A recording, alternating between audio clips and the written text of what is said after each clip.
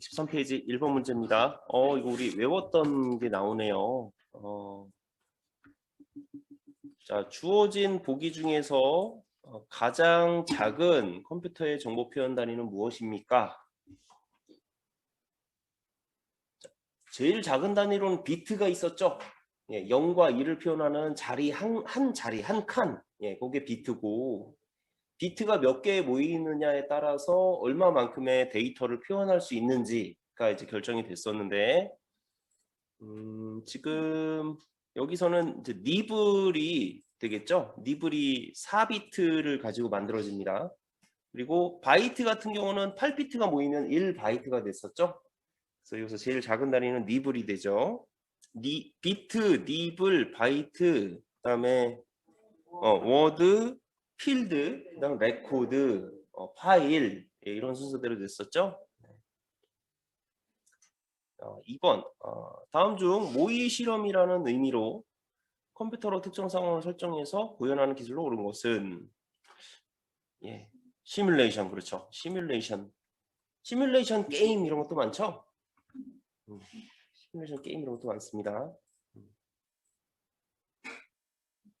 제가 요즘 하는 게임이 파밍 시뮬레이터라는 게 있어요. 이게 뭐냐면 농사 짓는 게임입니다. 농장에다가 트랙터를 돌려가지고 어떻게 얘를 돌려야 가장 많은 농작물이 나오는지, 예, 뭐 그런 게임이거든요. 예. 구현해 보는 거죠. 예, 시뮬레이터. 예. 자, 3번. 자, 파일 시스템은 이제 뭐냐면 파일을 하드디스크에 저장하기 위한 체제, 형식 이런 거예요. 가장 구형 시스템이 FAT입니다. FAT16, 도스에서 썼던 거. 그 다음에 윈도우 98 버전이 나오면서 FAT32를 쓰다가 지금은 NTFS라고 하는 방식을 사용합니다. NTFS는 그러니까 윈도우에서 쓰는 방식이에요. FAT16은 도스에서 쓰던 방식입니다. 16비트 체계에서 지금은 32비트 체계인 NTFS를 사용을 하고 있죠. 장점, 모두 다 장점인데 다 좋아졌어요. 다 좋아졌는데 시스템의 안정성이 향상됐고요. 기능이 많죠. 하드디스크의 성능을 최적화하여 빠른 접근이 가능하도록 인덱스 기능이 있습니다. 색인 기능이 있어서 빠른 접근이 가능해요. 자료에. 디스크라고 하는 원판에 여기저기에 펼쳐져 있는 실제 데이터들에 빠르게 접근해서 데이터를 가지고 올 수 있습니다. 이건 문제가 조금 설명드리기가 애매한데 이거 두 가지가 같은 말이기도 하고 그래서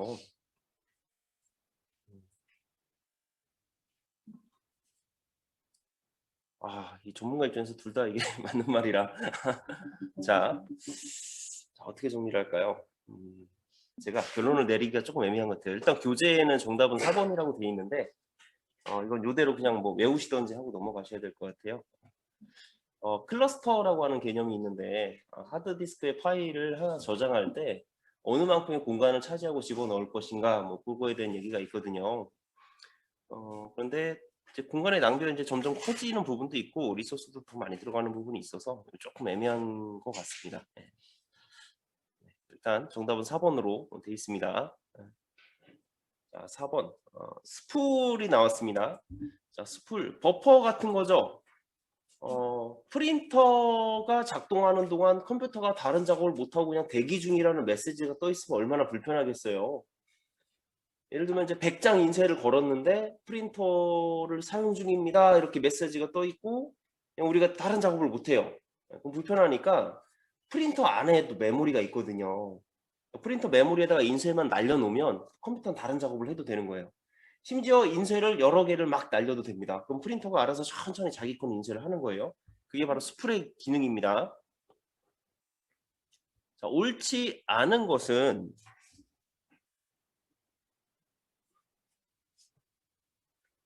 자, 프린터와 같은 저속의 입출력 장치를 CPU와 병행하여 작동시켜 컴퓨터 전체 효율을 향상시켜준다. 네, 뭐 이런 의미인 것 같습니다. CPU는 다른 일을 할 수 있도록 프린터는 이제 각자의 메모리를 가지고 이제 구동되는 거고요. 인쇄 대기 중인 문서에 대해서는 용지 방향, 용지 공급 및 인쇄 매수와 같은 설정을 변경할 수 없습니다. 예. 인쇄 설정에서 미리 페이지 설정을 해놓은 다음에 인쇄를 걸면 끝이에요.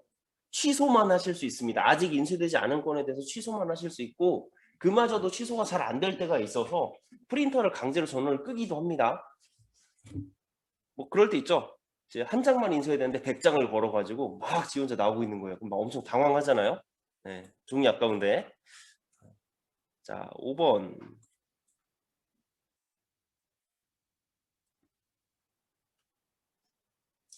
자, 바로가기 바탕화면에 바로가기 아이콘, 연결 아이콘이죠. 아이콘을 만들기 위한 방법으로 옳지 않은 것은,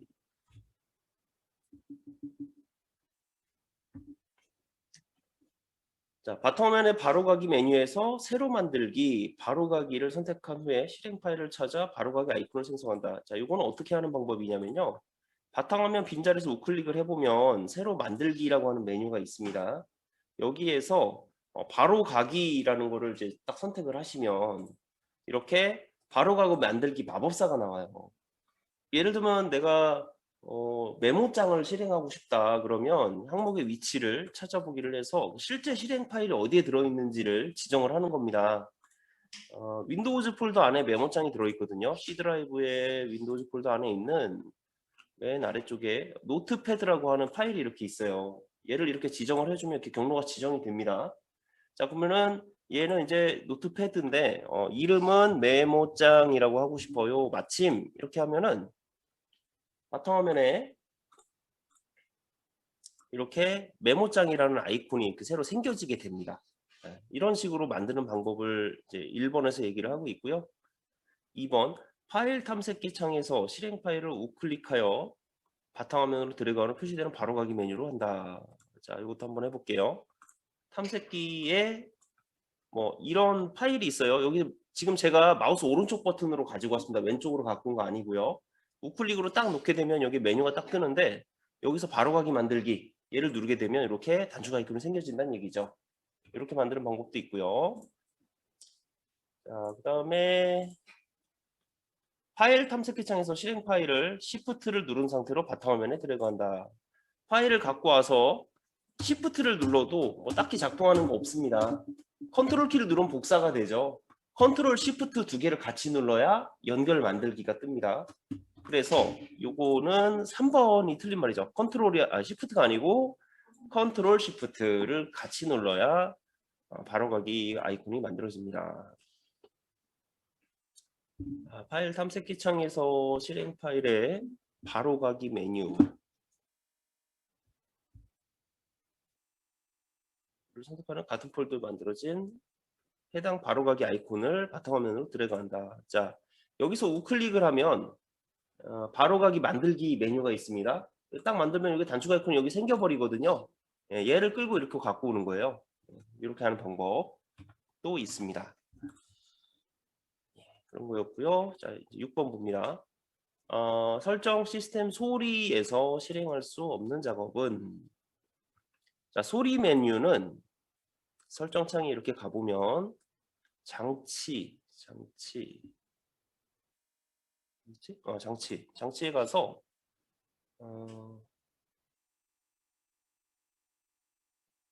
소리? 오디오.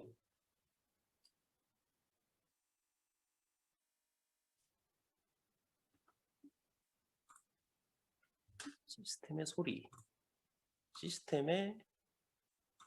여기 있군요. 네. 자, 여기에 가보면 이제 오디오 장치들을 여기서 확인하고 설정할 수가 있는데, 오디오 장치는 이제 입력 장치, 출력 장치, 그러니까 스피커와 마이크가 되겠는데요. 스피커는 일단 사운드 카드가 있어야 돼요. 사운드 카드는 이제 메인보드에 내장된 아날로그 사운드 카드도 있지만, 요즘은 그래픽 카드에도 사운드 카드가 내장이 되어 있습니다. HDMI로 출력을 하기 위해서. 그래서 장치가 이렇게 여러 개 뜨기도 해요. 저 같은 경우는 이제 마이크도 하나 있거든요. 그래서 마이크의 이름도 이렇게 보입니다. 입력 장치도 선택할 수 있죠. 마이크 1번, 마이크 2번. 네, 제가 지금 말할 때마다 마이크 소리가 이렇게 막 들어오는 것도 보입니다. 볼륨 설정 같은 것들도 여기서 할 수 있어요.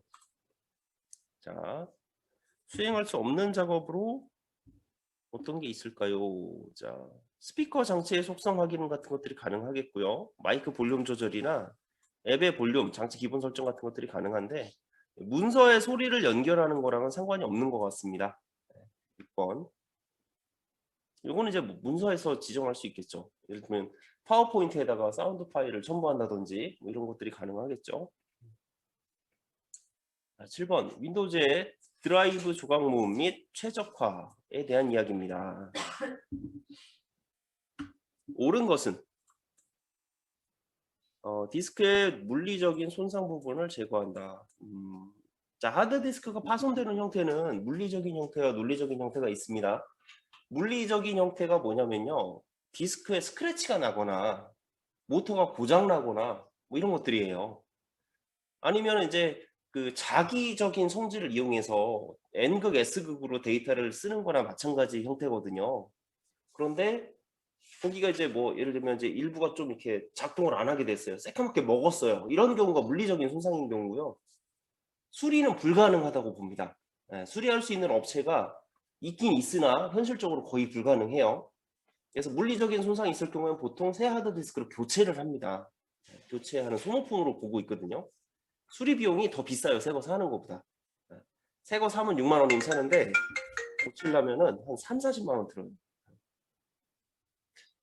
자, 그리고 논리적인 손상 부분은 어떤 내용이냐면 실제 파일과 파일을 저장한 위치를 가지고 있는 이제 인덱스 파일이 있거든요. 그 실제 경로와 목록의 경로가 어긋나는 경우가 있는데 그런 게 이제 링크가 깨진 것, 논리적인 손상입니다.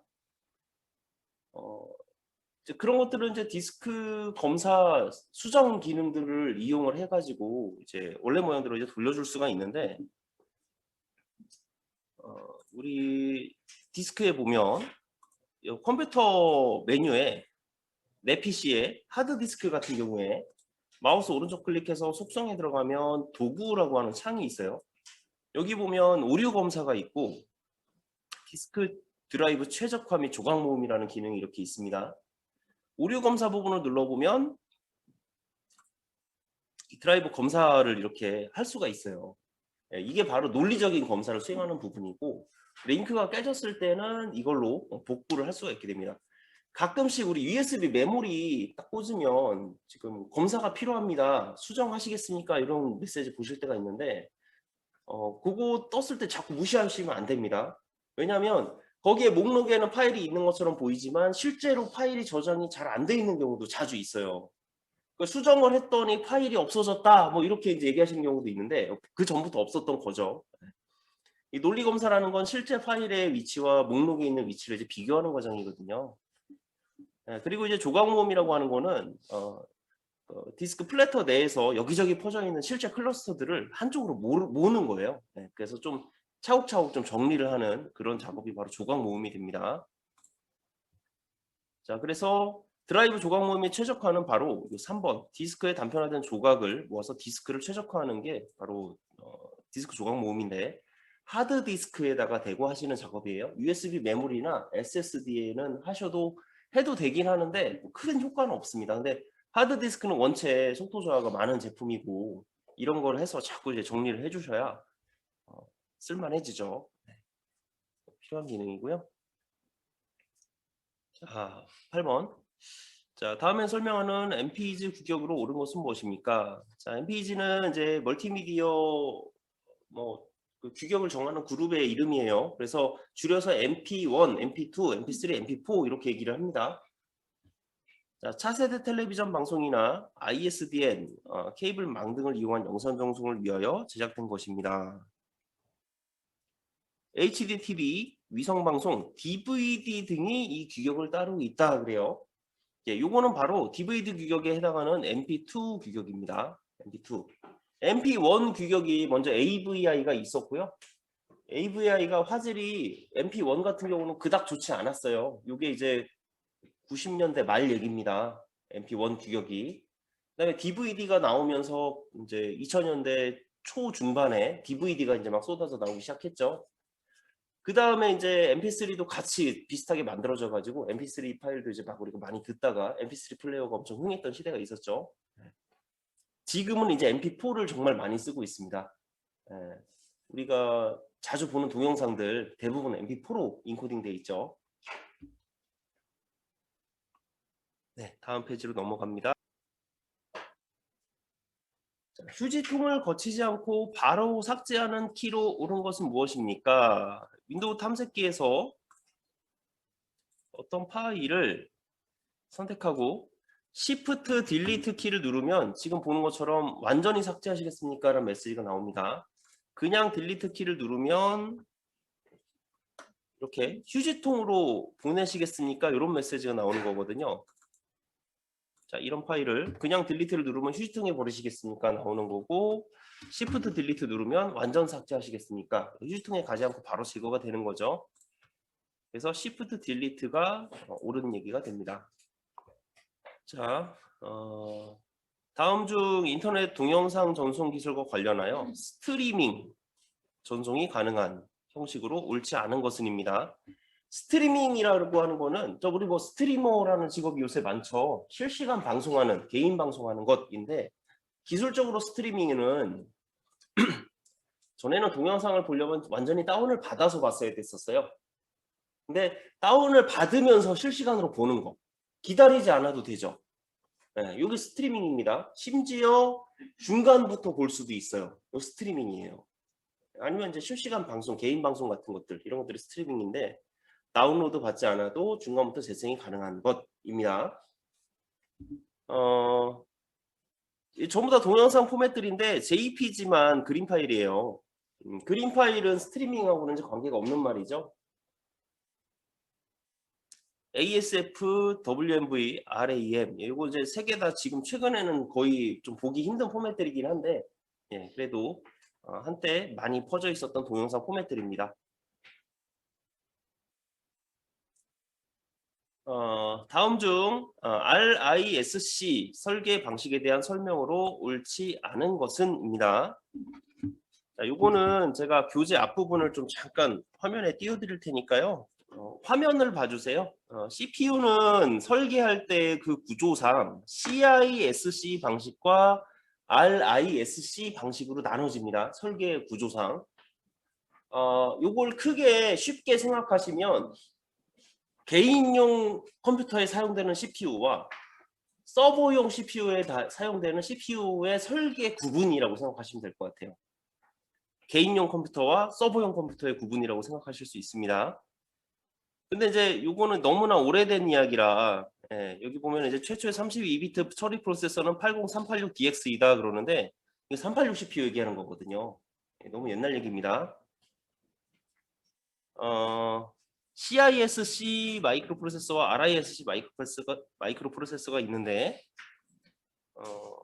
구조가 이제 다른 거죠. CISC는 명령어의 수가 많고 하나의 명령어로 최대 동작을 하며 느립니다. 전력 소모도 많고요. 생산 가격도 이제 고가예요. CISC가 그러니까 서버 쪽에서 사용되는 CPU, 비싼 CPU라고 생각하시면 됩니다. 프로그램이 복잡합니다. RISC는 명령어 수가 적고 빠르고 작게 이제 구현할 수 있는, 제가 반대로 말씀드렸구나. 자, 일반 PC가 이제 CISC, 서버 워크스테이션이 이제 RISC입니다. 네.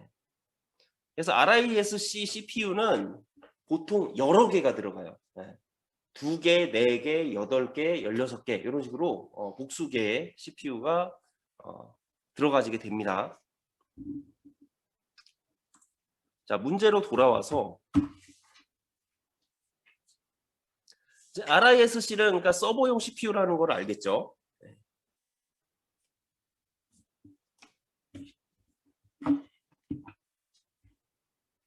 프로그래밍 방식이 이제 복잡한 방식. 3번이 되겠습니다. 전력 소모가 적고 처리 속도가 빠르고 명령어 종류가 적은 방식. 이게 이제 RISC예요. 예, 교재로는 30페이지에 그 구분 설명이 있는데 한 번씩 봐두시면 좋을 것 같습니다. 자, 12번. 다음 중 객체지향 프로그래밍 언어가 아닌 것은? 자, 프로그래밍 언어를 구분을 할 때 객체지향 언어라는 게 있습니다. 이거는 이제 고급 언어들을 이야기하는 거고요. C 언어처럼 이렇게 모듈형으로 돼 있으면서 이렇게 한 번에 컴파일을 해서 실행되는 방식들을 객체지향 언어라고 합니다.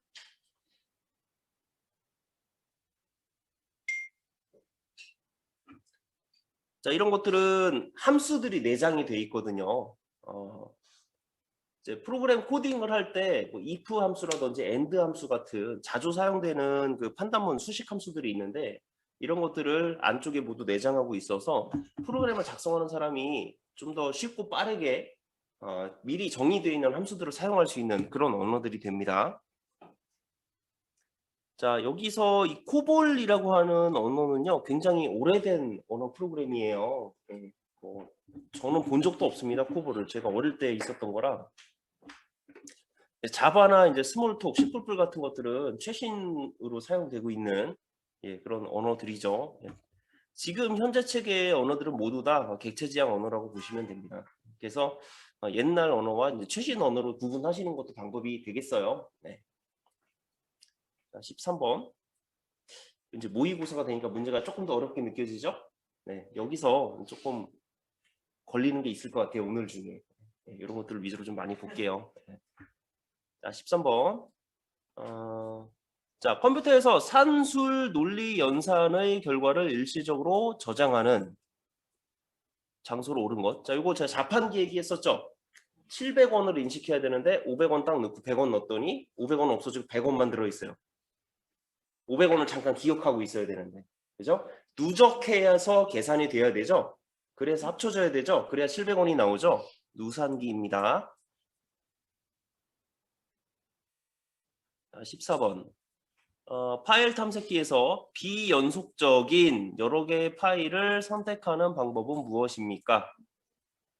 컨트롤 키죠? 자, 잠깐 보여드리면 파일이 이렇게 있는데 첫 번째 파일을 선택하고 Shift 키를 이용해서 마지막 그 파일을 선택하면요.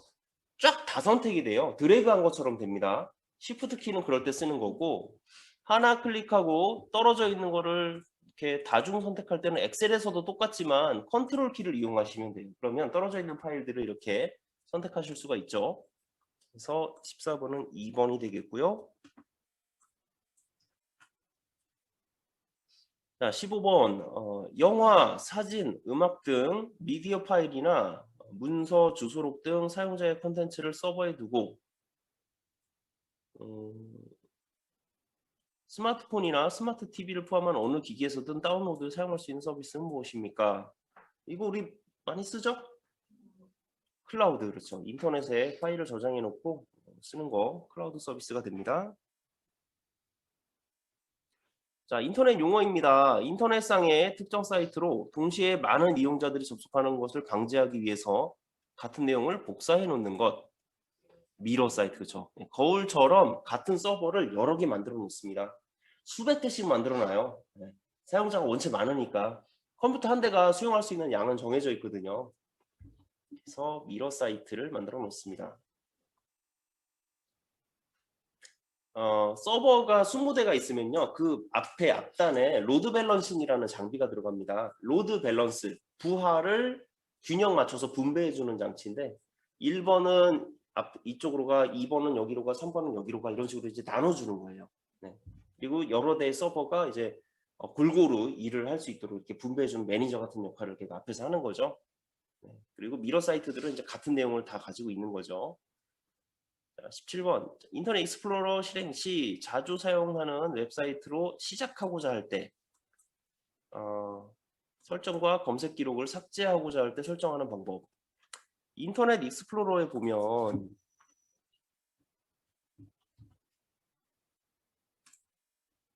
인터넷 익스플로러의 설정 인터넷 옵션에 가보면 이렇게 홈페이지가 있습니다. 여기를 설정하는 것 그리고 아래쪽에 가면은 쿠키 같은 걸 삭제를 여기서 할 수가 있었죠. 삭제 버튼 누르면 쿠키나 웹사이트 데이터 삭제하는 메뉴가 있었는데 이게 바로 인터넷 옵션의 일반 탭에 있는 내용이죠. 예, 인터넷 옵션의 일반 탭에 있는 내용이 바로 지금 얘기하는 홈페이지를 지정하거나 검색 기록을 삭제하는 메뉴가 되겠습니다. 자, 하드디스크의 사양과 관계가 없는 것은 하드디스크는 얼마만큼의 용량을 저장할 수 있는지, 전송은 얼마나 되는지, 그러니까 초당 몇 메가바이트를 읽고 쓰고 할 수 있는지가 이제 중요하겠죠. 읽고 쓰고 하는데 그 전송되는 전송 통로는 이제 인터페이스 SATA2 뭐 이런 것들이 이제 있겠습니다. 버퍼 메모리를 얼마큼 갖고 있어서 얘가 메모리에서 하드디스크에 좀 천천히 쓸 수 있는지 이런 것들이 이제 사양이 되겠고요. 재생률, 이거는 이제 모니터에서 이야기인 것 같아요. 재생률 같은 경우는 19번. 자, 정보통신을 위한 디지털 방식의 통신선로에서 전송 신호를 증폭하고 재생하고 전달하는 중계 장치. 자, 디지털 신호를 증폭하는 장치. 다시 이야기한다는 뜻의 리피터였었죠? 네. 자, 20번. 제작자가 의도적으로 사용자에게 피해를 주기 위해 악의 목적으로 만든 악성 코드에 해당하지 않는 것은 무엇입니까? 파이어월이라는 단어가 보이는데 이거는 보안 장비였죠? 네. 그 불이 번지는 걸 막아주는 게 파이어월이잖아요. 네, 방화벽 장치는 보안 장비로 우리 네트워크 상단에 설치되는 그런 장비가 바로 파이어월이 됩니다. 자, 이제 21번이에요. 스프레드시트 일반. 자, 아래 그림처럼 워크시트의 내용을 화면의 여러 창에서 동시에 표현하라고 할 때 기능으로 옳은 것은 무엇입니까? 자, 요거는 좀 보여드려야 될 것 같아요. 뭘 보여드릴까? 자, 엑셀이 이렇게 있고요. 자, 이렇게 내용이 좀 많은 엑셀 파일이 있다고 하겠습니다. 제가 여기 가운데를 여기를 딱 찍어 놓고 보기에 가서 나누기라고 하는 메뉴가 있어요. 나누기를 딱 선택하게 되면은 여기 찍어 놓은 기점을 기준으로 이렇게 위아래 4개로 나눠집니다. 나눠진 거 보이시나요? 선? 자, 이 상태에서 제가 오른쪽 위에 가서 얘만 오른쪽으로 이렇게 이동을 해보면요. 이렇게 쪼개졌어요. 왼쪽 오른쪽이. 그리고 여기도 아래로 이렇게 내려가 보면 위랑 아래랑 이렇게 쪼개집니다. 그러니까 넓은 시트를 한 화면에서 좀 보기 위해서 화면을 이렇게 분할하는 게 바로 나누기 기능이거든요. 그러면 얘하고 여기는 이제 좀 떨어져 있는 영역입니다만 이렇게 나눠진 상태로 아래쪽에 있는 이 내용을 이렇게 비교를 하면서 볼 수 있는 거죠. 여기랑 여기랑. 주소가 다르죠. 여기도 마찬가지, 오른쪽도 마찬가지입니다. 이렇게 좀 떨어져 있는 부분을 이렇게 나아가서 이제 볼 수 있게 하는 것. 이게 이제 나누기 기능이에요. 지금 이렇게 4개로 이렇게 쪼개져 있고 A열이 양쪽으로 이렇게 이제 보이고 있죠. 네, 이렇게 2개를 떨어져 있는 공간을 한 화면에서 이렇게 볼 수 있는 기능, 나누기 기능입니다.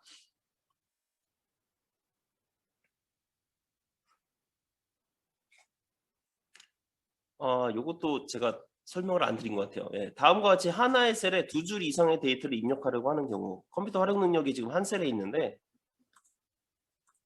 자, 요 빈자리에 제가 컴퓨터 하고 엔터를 치면 다음 셀로 내려오잖아요. 자, 수정 상태에서 Alt 엔터를 누르면 이렇게 새로운 시트에서 한번 해보겠습니다. 컴퓨터 Alt 엔터를 딱 누르면 이렇게 셀의 높이가 넓어지면서 한 셀에 2줄의 글자가 이렇게 들어가는 거예요. 한 셀에 여러 줄의 데이터를 넣고 싶을 때 뭐 이런 게 가능하겠죠. 결제 뭐 이런 식으로 결제란을 만든다든지 이런 게 이제 가능해지는 거죠. Alt 엔터입니다. 요거는 이따가 연습을 한 번씩 해보셨으면 좋겠어요. 한 셀에 2개의 자료를 넣는 방법.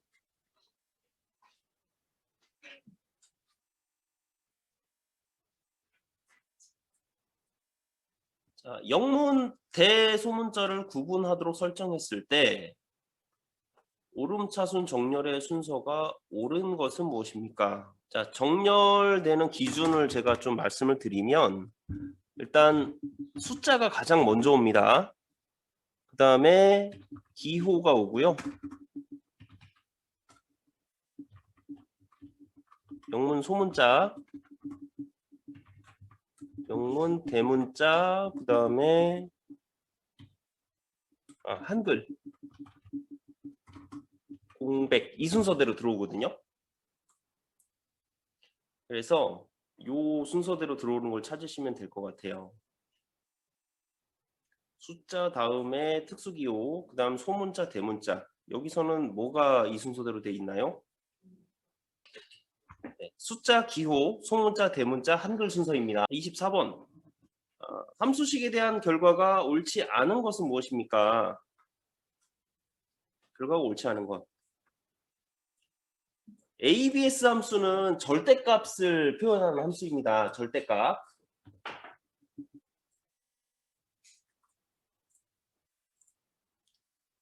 여기에다가 제가 플러스 양수 100과 음수 100을 이렇게 입력을 하고요. 옆에 셀에다가 ABS 함수를 이용해서 넘버를 이렇게 찍어주면 양수일 때는 양수로 이대로 표시하고요. 음수일 때도 양수로 바꿔서 표시합니다. 이게 ABS 함수예요. ABS 함수는 절대값으로 만들어주는 함수입니다. 그러니까 마이너스 7을 집어넣으면 7이 나오는 게 맞죠? 자, not이라는 함수가 나왔는데 not은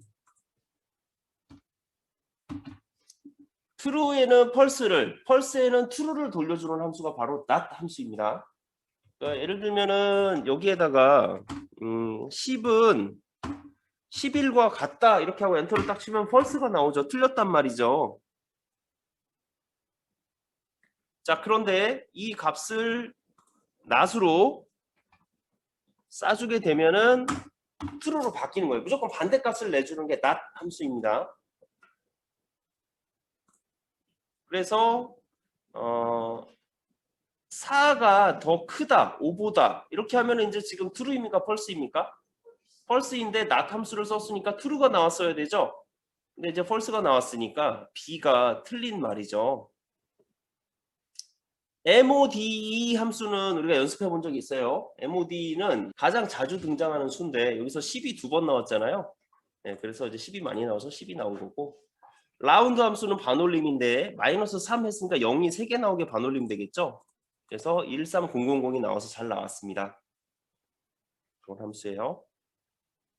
자, 시나리오에 대한 설명으로 옳지 않은 것은 틀린 거 찾는 거예요. 그러니까 시트에서 변동셀과 결과셀을 지정해 놓고 몇 가지 이제 변하는 값을 입력하면 그거에 따라서 보고서를 한 장 내주죠. 요약 버튼을 눌러서 이제 보고서를 보는 거였어요. 별도의 파일로 저장되는 게 아니라 그 해당 엑셀 파일에 같이 저장이 됩니다. 시트 형태로 저장이 되는 거는 저장되는 가상 분석 도구죠. 시나리오를 사용하여 워크시트의 모델 결과를 예측할 수 있고요. 여러 시나리오를 비교하기 위해 시나리오를 한 페이지에 피벗 테이블로 요약하는 형태로 보실 수가 있죠. 피벗 테이블이라는 거는 행과 열을 바꿔서 이렇게 나타내주는 보고서잖아요. 보고서 모양을 생각해 보시면 피벗 테이블하고 비슷한 모양으로 됐었습니다. 시나리오 요약 보고서를 만들 때는 결과셀이 필요 없지만 시나리오 피벗 테이블 보고서에는 결과셀이 반드시 있어야 된다. 요약 보고서를 만들 때에도 결과셀이 꼭 필요하죠. 그래서 4번이 틀린 말이 되겠습니다. 우리가 실습했던 것들을 생각해 보시면 될 것 같아요. 자, 26번. 누계를 구하기 위해 C2 셀에 수식을 입력한 후 자동 채우기 하였습니다. C2 셀의 결과가 들어올 거예요. 다음 중 셀에 들어갈 수식으로 옳은 것은 무엇입니까? 자, 지금 보면은 2와 2를 합쳐서 2 그냥 하나를 여기다 나타냈고, 그 다음에 2를 합쳐서 3이 나왔고, 3을 또 합쳐서 6이 나왔고, 거기다 또 합쳐서 4가 이제 이렇게 나왔어요. 자, 이럴 때는 우리가 값을 좀 몇 개 좀 써보겠습니다. 자, 1, 2, 3, 4, 5 뭐 이렇게 이제 값을 증가하는 값을 좀 넣어놓고 여기에다가 sum 해서 이것과 요것을 이제 더하는데 여기서 앞에 있는 셀만 고정한 상태로 당기면 뒤에 있는 셀은 자동으로 아래로 내려가면서 증가를 하겠죠. 그래서 이게 콤마가 아니고 콜론이 돼야 되겠다. 네. 그래서 범위를 C3에서 C3까지 해서 쭉 내렸을 때 이렇게 내려가면서 앞에 있는 셀은 고정되어 있고 뒤에 있는 셀만 증가가 되는 형태로 이렇게 더해지면 중간에 있는 셀을 이렇게 열어봤을 때 범위가 이만큼 늘어나 있는 거죠. 네. 이게 이제 누계 값이 될 겁니다. 여기서 보면 B2에서 B2인데 앞에 셀만 고정하는 거예요. 그래서 그 옆에 B2를 이제 더해주면 내려가면서 이거 B2 부분만 증가를 하니까 누적 값이 구해지게 될 겁니다. 네, 이런 원리고요.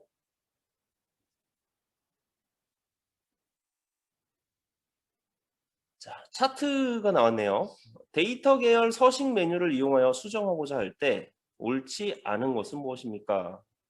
데이터 계열 서식이라고 하면은 요 막대 부분을 이용해서 이제 속성 부분을 봤을 때가 되겠습니다. 계열 겹치기를 해봤죠. 자, 차트를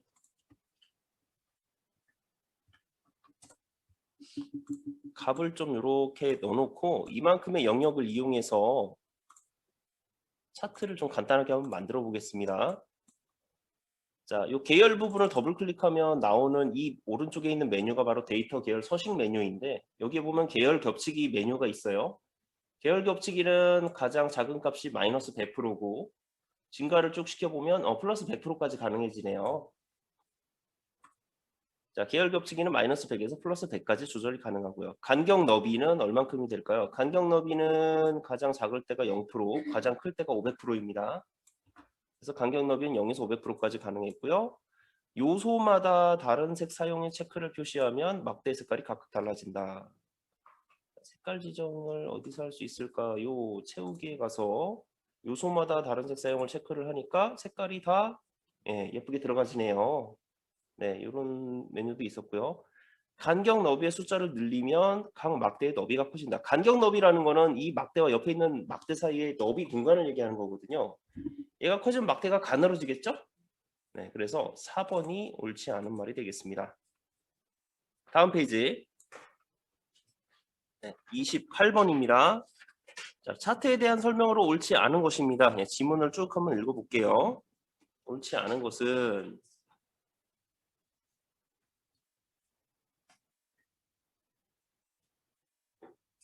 자, 차트를 클릭하면 도구가 표시되고 디자인, 서식 탭이 추가된다. 자, 이 얘기는 무슨 얘기냐면 위에 있는 차트 도구 서식 디자인 메뉴 있죠. 차트를 선택 안 했을 때는 메뉴가 안 보인단 말이에요. 차트가 클릭됐을 때만 이 상단 메뉴가 보이는데 이 부분을 이야기하는 겁니다. 사용자가 제작한 차트를 차트 서식 파일 목록에서 선택할 수 있도록 차트 서식 파일로 등록할 수 있다. 자, 서식 파일 중에 차트의 서식을 저장을 할 수가 있습니다. 파일은 CRTX라고 하는 확장자로 저장이 되게 됩니다. CRTX.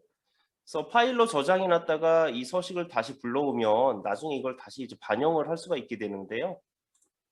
자, 저장하는 걸 한번 보여드리면 서식 파일로 저장이라고 하는 메뉴가 우클릭했을 때 이렇게 나오게 됩니다. 예, 요를 누르면 이렇게 차트 서식 파일 형태로 차트를 저장할 수 있게 되는데 기본 저장 경로는 오피스 폴더 안에 있는 여기는 이제 사용자 폴더거든요. 계정별로 만들어지는 개인 파일이 저장되는 경로인데 인증서 같은 것들도 이 경로에 저장이 됩니다. 이 안에 이제 템플릿에 저장이 되게 되는데 이렇게 저장해 놓으면 이 컴퓨터에서는 나중에 이 서식 파일을 불러와서 새로운 차트에다가 적용을 할 수가 있게 됩니다. 이 서식 파일이에요.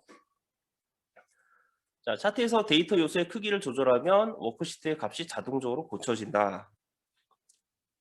이 말은 우리가 엑셀 파일에서 이 요소의 크기를 작게 만들었을 때 여기 실제 시트에 있는 값이 바뀌느냐 그거에 대한 얘기거든요. 그렇게는 되지 않죠.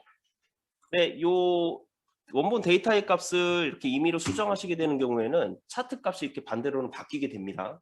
반대의 경우는 가능한데 차트를 바꾼다고 해서 데이터 값이 바뀌지는 않습니다. 그래서 3번이 틀린 말이 되겠죠. 자, 워크시트의 셀과 차트의 제목을 연결하려면 차트에 제목이 입력되어 있어야 된다. 우리 셀의 연동 써봤죠? 요 글자를 요 제목으로 나타내고 싶으면 제목 클릭하고 이퀄 누른 다음에 해당 셀 이렇게 연동을 시키게 되면 이렇게 셀에 있는 값이 차트의 제목으로 들어와지게 되는데, 제목이 원래 없었다고 하면, 차트 제목이 없으면 우리가 이제 지정할 수 있는 방법이 없죠. 그런 이야기입니다. 예, 다음 문제 볼게요. 29번. 인쇄에 대한 설명으로 옳지 않은 것입니다. 자, 작업 중인 워크시트 화면의 축소 확대 비율은 10%에서 400%까지 설정할 수 있지만 인쇄 시에는 적용되지 않는다. 네, 시트에 보시면 화면을 확대할 수 있는 기능이 있죠. 마우스로 컨트롤 키 누른 상태로 휠을 올리면 축소 확대가 이렇게 되는데, 올렸다 내렸다 하면 요 아래쪽 오른쪽 밑에 보면 요 게이지가 있는데 얘를 이렇게 늘렸다 줄였다 하는 것과 똑같죠. 제일 작은 사이즈는 10%, 제일 큰 사이즈는 400%가 됩니다. 네, 이런 기능이고요. 10에서 400까지. 창 나누기와 틀 고정의 결과는 화면에만 영향을 줄 뿐 인쇄 시에는 적용되지 않죠. 자, 틀 고정하는 걸 좀 보여드려 볼게요.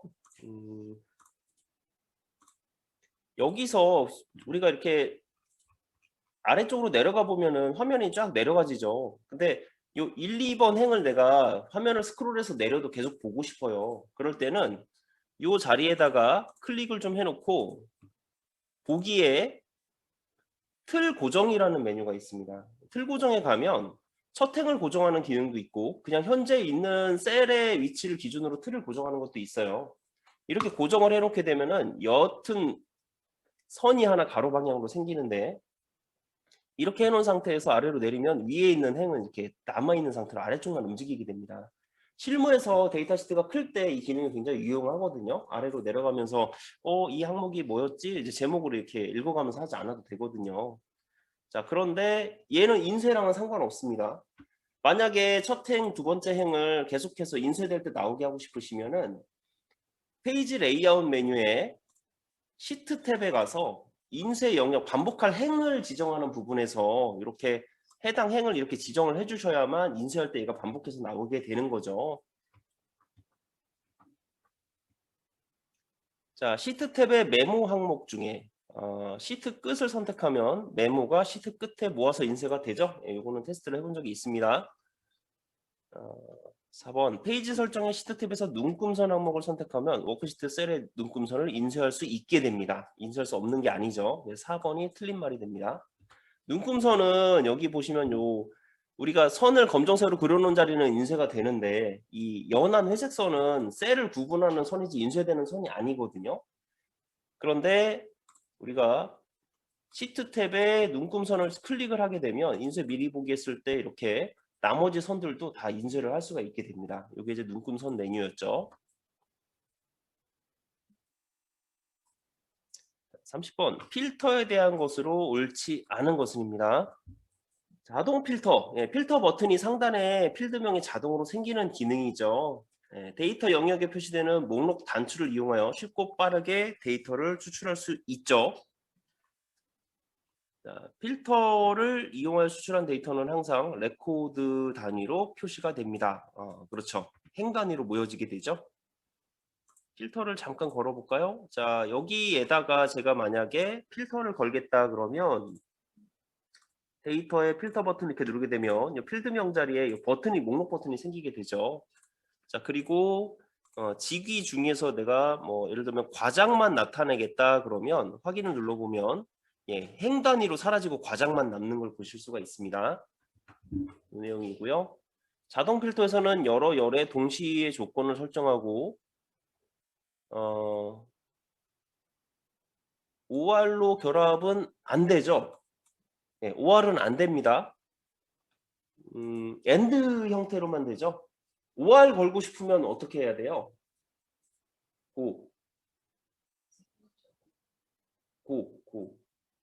고급. 고급 필터, 고급 필터를 쓰시는 수밖에 없어요. OR 형태로 조건을 거시려면. 네. 자동 필터에서는 AND 형태로만 조건을 거실 수가 있습니다. 맞는 말이죠. 자, 필터를 사용하려면 기준이 되는 필드를 반드시 오름차순, 내림차순을 정렬해야 된다. 이거 아니죠? 예, 요거는 이제 뭐 부분합할 때는 정렬을 반드시 해야 되는데 필터는 필터 안에서도 정렬시킬 수 있는데요. 뭐 엑셀 안에 보면은 필터 해제를 좀 하고 사원명을 기준으로 오름차순 정렬한다든지 뭐 이런 식으로 필터 기능을 이용해서 정렬도 가능하죠. 그래서 4번이 이제 틀린 말이 되겠습니다.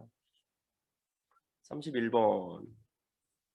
자, 아래에 있는 시트는 평균을 이용하여 순위를 계산한 겁니다. 평균이 여기에 있고 순위가 여기에 있죠. 자, E2 셀이 여기죠. 네, E2 셀에다가 수식을 입력해서 자동 채우기 핸들을 이용하여 이 6번까지 드래그 했을 때 E2 셀에 들어갈 때 맞는 게 무엇일까요? 자, 랭크 문제입니다. 랭크는 구문이 어떻게 되었었나 생각해 보세요. 넘버 그 다음에 REF 레퍼런스가 들어갔었죠. 87.5가 여기 전체에서 몇 등입니까? 이렇게 하는 거였어요.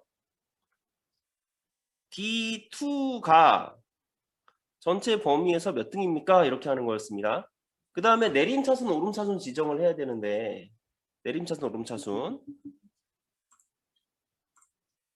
제가 여기 수량을 기준으로 순위를 한번 구해보면 랭크 EQ 함수를 이용해서 넘버를 먼저 지정하고 콤마 전체 범위를 이렇게 그어줬었죠. F4번 눌러서 고정했고요. 콤마를 눌러보면 0이 내림차순, 1이 오름차순이에요. 기본값은 0이었죠. 내림차순 됐다 그러면은 큰 값이 1등인 겁니다. 큰 값이 1등이에요. 여기서 보니까 1등이 91점이죠. 2등이 87.5점이죠. 그럼 내림차순이에요, 오름차순이에요? 내림차순이니까 옵션으로 0번을 줘야 되겠죠. 네, 그래서 3번이 제대로 된 수식이 되겠습니다.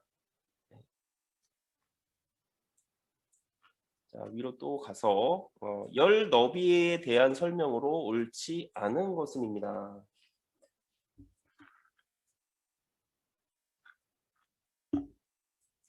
열 너비에 대한 설명으로 옳지 않은 것은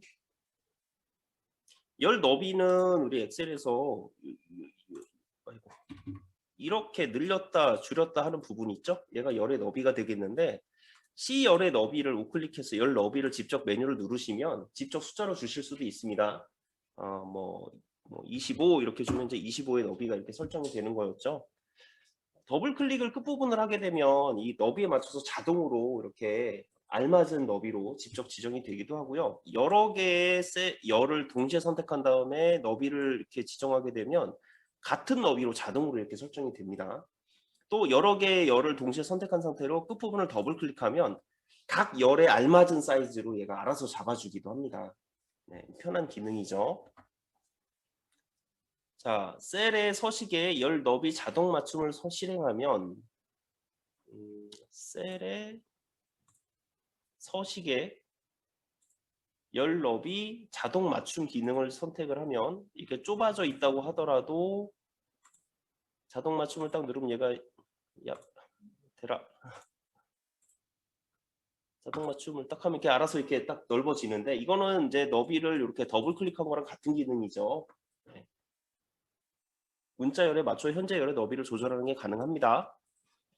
열 너비를 조정하려면 열 머리글의 너비 경계선에서 원하는 너비가 될 때까지 마우스를 이용하여 조절할 수 있죠. 셀의 서식의 열 너비를 선택한 후 열 너비 상자에 원하는 값을 입력하는 것도 가능합니다. 열 너비를 크게 하면 글자도 같이 작아지거나 커지거나 안 하죠? 네, 4번이 이제 옳지 않은 것입니다.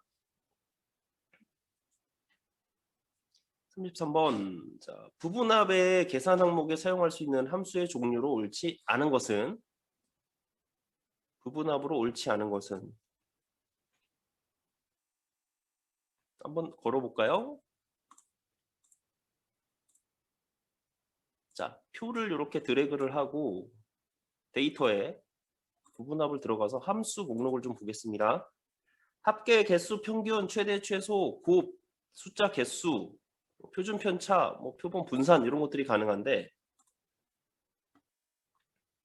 최대값 되고요. 표준 편차도 되는 거 지금 봤죠? 예, 개수도 뺄 수 있습니다. 중앙값은 계산하는 항목이 없었습니다. 그래서 33번은 3번이 되겠어요. 이런 문제를 딱 보셨을 때 엑셀을 한번 이렇게 띄워 놓으시고 직접 이렇게 메뉴를 열어보시면서 공부하시는 게 되게 중요한 것 같아요. 실제 메뉴에 있는지 확인하시면서 가세요.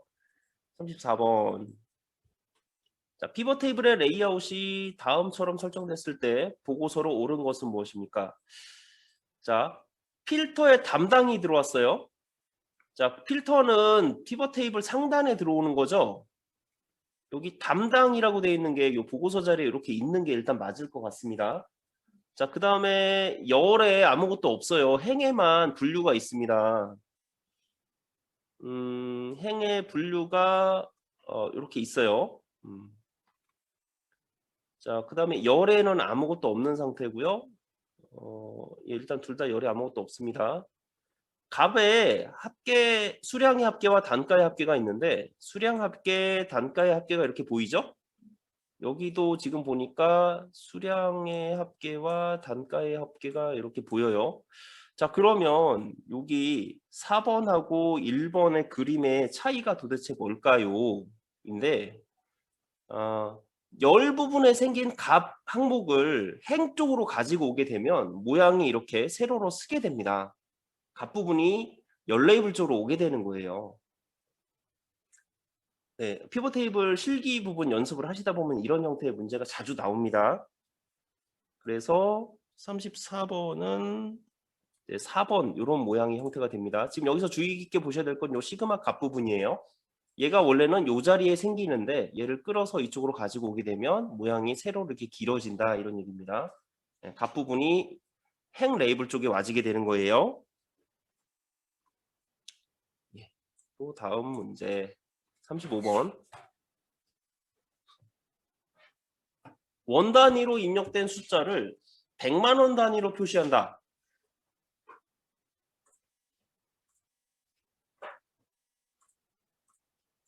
자, 숫자를 좀 써보겠습니다. 자, 숫자를 이만큼 쓰고 쉼표 스타일로 딱 봤더니 지금 1000만 원이에요. 1000만 원이란 값을 셀 서식 사용자 지정에서 샵, 콤마, 샵샵샵 이렇게 쓰게 되면 세 자리마다 쉼표를 찍어라 라는 형식이 됩니다. 그러니까 제가 얘를 다시 회계 형식이 아니라 일반 숫자로 좀 바꿔놓은 상태에서 셀 서식에서 형식을 샵, 콤마, 샵샵샵 이렇게 선택을 해놓고 확인을 누르면 이렇게 쉼표를 찍은 모양으로 바뀐단 말이죠. 여기서 뒤에다가 쉼표를 그냥 하나만 딱 찍으면 뒤에 0이 3개가 생략됩니다. 0을 하나를 더 찍으면 쉼표를 하나 더 찍으면 0이 3개가 더 생략이 됩니다. 그러면 지금 단위가 어떻게 됐냐면 10개밖에 안 남았어요. 그죠? 들어가 있는 값은 1000만 원인데 100만 원이 10개 있는 거죠. 단위가 이제 100만 원이 됩니다. 그래서 이럴 때는 뒤에다가 보통 문자로 100만 원이라고 이제 써주게 됩니다. 그럼 10, 100만 원은 사실 1000만 원인 거죠. 100만 원 단위라고 하면 쉼표를 2개 찍은 거고 하나를 찍으면 이제 1000원 단위가 되는 거죠. 그래서 2번이 되겠고요. 쉼표가 3개 찍혔으면 0이 9개가 생략이 됐을 겁니다. 36번.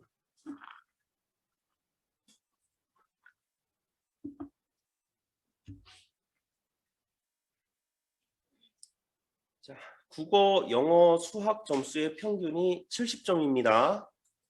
평균 80이 되려면 영어가 몇 점을 맞아야 되는지 알아보려고 목표값 찾기를 합니다. 자, 그러면 평균 자리랑 뭐가 필요해요? 영어 점수가 필요하죠? 자, 수식 셀이 어디가 될까요? D2가 됩니다. 수식 셀이 D2예요. 자, D2가 들어온 자리가 여기가 있고 찾는 값은 80이 됐고 변하는 값이 B2가 돼야 되죠? 여기에 있네요. 그래서 1번이 올바른 게 되겠습니다. 37번. 자, 매크로의 이름으로 적합한 것은 자, 매크로의 이름은 숫자로 시작이 안 됐죠? 그 다음에 숫자로 시작이 안 됐으니까 얘랑 얘 걸러내고, 문자로 시작하는 거 중에 특수 기호가 못 들어서 언더바는 들어갈 수 있는데 하이픈은 못 들어갔었어요. 그러니까 1번이 맞겠죠?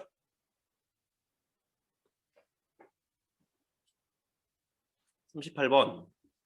자, 아래 시트와 같이 B10번 셀에 B10번 셀이 어디입니까? 여기군요. 네, 여기에 영업부의 1사분기 합계를 구하고자 합니다. 영업부의 1사분기 합계를 구하고자 합니다. 영업 일부의 1사분기 합계를 구하고자 합니다. 영업 일부면은 얘랑 얘랑 얘 이렇게 세 가만 더하면 되겠네요. 자, B10번 셀의 수식으로 오른 것은 썸이프. 자, 썸이프는 맨 처음에 뭐가 들어와요? 레인지 먼저 들어왔죠. 레인지, 크리테리아, 그다음 썸레인지. 자, 탐색 범위가 먼저 들어왔었어요. 탐색 범위는 B2에서 B7까지가 되겠습니다. 여기 영역을 쫙 드래그를 해서 먼저 탐색 범위를 지정하고, 그러니까 B2에서 B7까지, B2에서 B7까지를 먼저 드래그를 하고, 그 다음에 조건을 지정해야 되죠. 조건은 영업 일부를 찾을 거잖아요. 영업 일부, 그러니까 A 10번 셀을 또 지정을 하고, 그 다음에 썸레인지, 실제로 그 더할 부분 C2에서 C7번까지를 지정하면 되겠죠. 네, 그러니까 썸if는 2번이 잘 쓰는 게 되겠습니다. 함수 연습이 잘 되신 분은 이 문제가 어렵지 않을 거예요. 39번. 차트에 대한 설명으로 옳지 않은 것은입니다. 자, 표에 데이터를 수정하면 차트도 자동으로 수정이 되죠? 됩니다. 얘가 값이 바뀌면 얘가 막 늘어나죠. 차트에서 주 눈금선을 선택하여 삭제하면 주 눈금선이 사라지죠. 네, 눈금선을 클릭해서 딜리트 키를 눌러본 적이 있습니다. 주 눈금선은 세로 눈금선도 있고 가로 눈금선도 있는데 이거는 이제 세로 주 눈금선이 설정이 되어 있는 것 같아요. 3번. 표에 A5, B5 셀에 A5에서 B5 셀이면은 여기 두 칸이군요. 이 두 칸에다가 새로운 데이터를 추가하면 차트에도 자동으로 추가가 안 되죠. 예, 범위가 데이터 범위를 변경해 주셔야만 차트가 수정이 되는 겁니다. 그래서 3번이 옳지 않은 말이 되겠죠. 자, 표에 A3, B3 셀과 A3, B3 셀이면 여기고 A4와 B4 사이에다가 새로운 데이터를 삽입하면 차트에도 자동으로 삽입이 된다. 예, 차트가 만들어질 때 드래그 범위로서 이제 영역이 지정되었다고 하면은 그 안에 새로운 항목이 들어가기도 합니다. 여기다가 열 삽입을 해야 되겠죠. 40번. 조건부 서식에 대한 설명으로 옳지 않은 것입니다. 옳지 않은 것. 자, 식을 가지고 조건부 서식을 쓸 때는 안에 함수 같은 것들이 들어가죠. 네, 등호로 시작을 해야 되죠. 자, 규칙에 맞는 셀 범위는 해당 규칙에 따라 서식이 지정되고 규칙에 맞지 않는 셀 범위는 서식이 지정되지 않는다. 이게 바로 조건부 서식에 대한 설명입니다. 조건부 서식이 적용된 후 셀 값이 바뀌어 규칙과 일치하지 않아도 셀 서식은 해제되지 않는다. 아니죠. 값이 바뀌면 색깔이 바뀌죠. 우리 로또 번호 할 때 F9번 누를 때마다 색이 계속 바뀌었잖아요. 네. 3번이 이제 다른 거죠. 이것 때문에 조건부 서식 하는 건데.